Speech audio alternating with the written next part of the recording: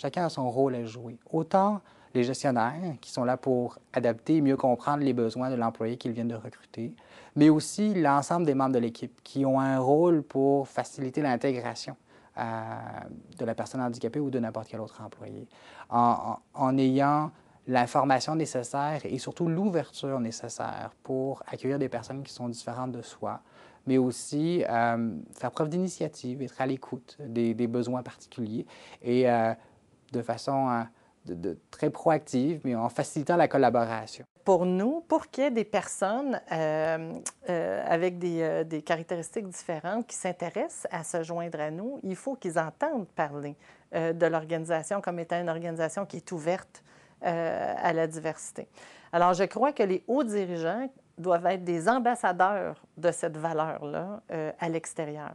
Très important que l'ensemble, tous les niveaux de l'organisation, sachent que la haute direction est derrière les politiques et les programmes qu'on met de l'avant. Ce qui est intéressant dans notre organisation, c'est que c'est pas le dossier des ressources humaines, c'est le dossier des dirigeants de l'organisation. Et les ressources humaines sont un acteur comme d'autres pour supporter la diversité dans son ensemble.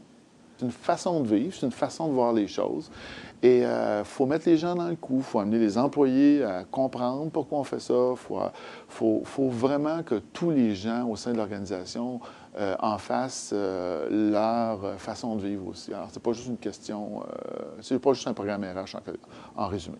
Dans notre équipe à nous, à la dotation, on a eu la chance d'avoir Brigitte Henix, qui est un exemple extraordinaire parce que c'est un handicap important, hein, la surdité. On parle d'un obstacle à la communication qui a été complètement surmonté grâce à ses efforts. À Brigitte, il faut le dire, Brigitte Henix fait beaucoup d'efforts d'intégration, mais aussi à toute l'équipe qui est très attentionnée envers cette personne qui est vraiment très gentille.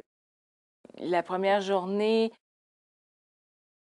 il fallait que moi, je me débrouille et que je me retrousse les manches puis que j'explique. C'est sûr qu'ils ont un programme d'accès à l'égalité, mais c'est sûr qu'ils ne connaissent pas non plus tous les avenants aboutissants d'une personne sourde. Qu'est-ce que ça implique? Alors, c'était à moi de rencontrer les gens.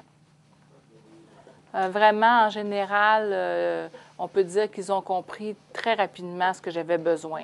Je leur ai mis comme une petite aide-mémoire. Alors, quand arrivait un problème, je leur remettais cette aide-mémoire-là à la personne et ça réglait le problème.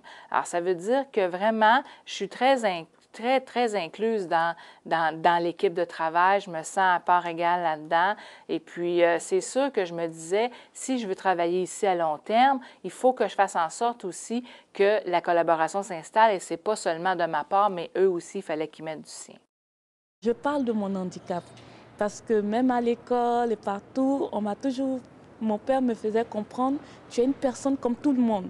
Alors, je n'exprimais pas vraiment mon handicap, je me débrouillais comme tout le monde, je m'adaptais aux autres. Et pour la première fois, c'est les autres qui s'adaptent un peu à moi. Ça m'a fait plaisir.